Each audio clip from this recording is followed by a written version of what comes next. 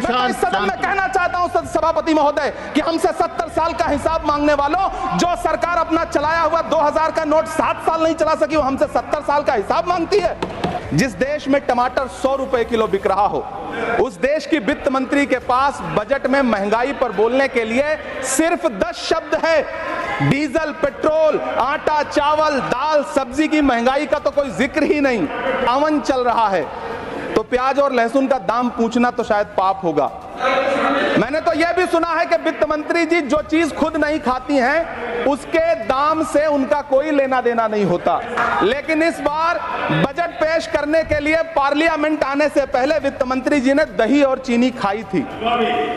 अब तो उनसे यह पूछा जा ही सकता है कि उन्हें दही, दूध और चीनी का रेट तो इन दिनों पता ही होगा।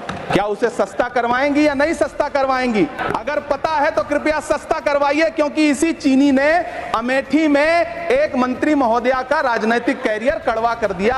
अपने शीश महलों में बैठे हुए सरकार के सांसद और मंत्री कह रहे हैं कि महंगाई कम हो रही है। संसद की कैंटीन से बाहर निकल करके एक चाय का कप खरीदिए, तब समझ में आएगा कि महंगाई कम हो रही है या बढ़ रही है। किसी एक दिन अपनी किसी मजदूर की तरह अपनी दिन भर की दिहाड़ी लेकर के बाजार जाइए और अपने बच्चों के लिए राशन खरीदिए, तब पता चलेगा कि महंगाई कम हो रही है या नहीं हो रही है। यहां बैठ करके बड़ी बड़ी बातें करना आसान है। ये चूनर धानी धानी भूल जाते, ये पुरवा की रवानी भूल जाते, जो आकर 4 दिन गांव में रहते तो सारी लंतरानी भूल जाते।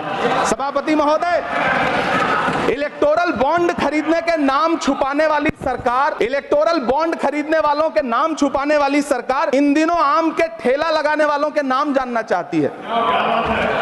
मुझे तो होटलों, ढाबों या आम के ठेलों पर नेम प्लेट लगवाने वालों से पूछना है कि कभी खून की बोतल पर देखा है किसी का नाम लिखा हुआ?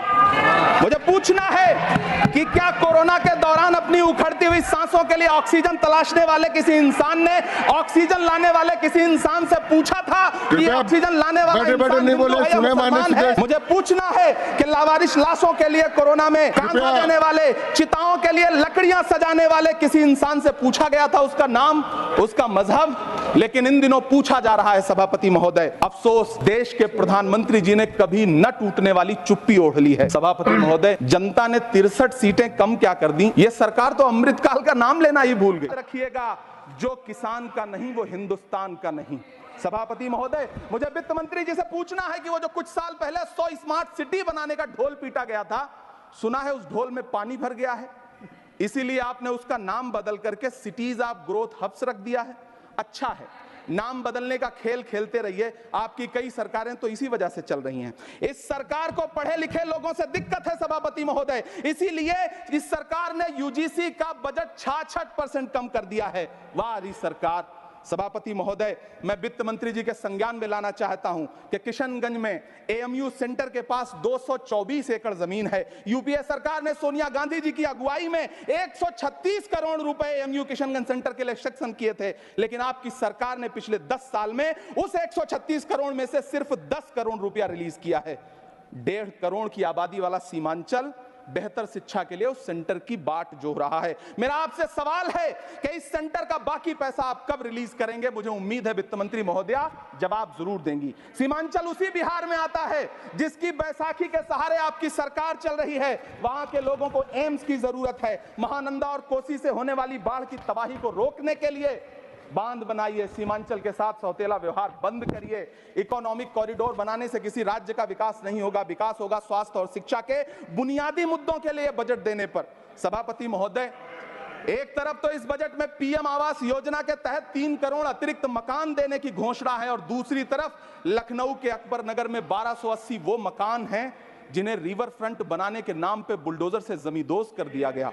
सभापति महोदय, लोग चीखते रहे, बच्चे बिलखते रहे, वसुधैव कुटुंबकम का नारा लगाने वाली सरकार इंसानों के घरौंदे उजाड़ कर जश्न मना रही है। सभापति महोदय, मेरा बहुत भावुकता के साथ देश के प्रधानमंत्री से सवाल है कि इन उजड़ते हुए मकानों और बेघर होते हुए घरों को देख करके आपको नींद कैसे आती है, आप सो कैसे पाते हैं? मेरा सवाल है इस देश के प्रधानमंत्री से, या तो लोगों के घरौंदे उजाड़ना बंद करिए या फिर करोड़ों मकान बनाने की झूठी घोषणाएं करना बंद करिए।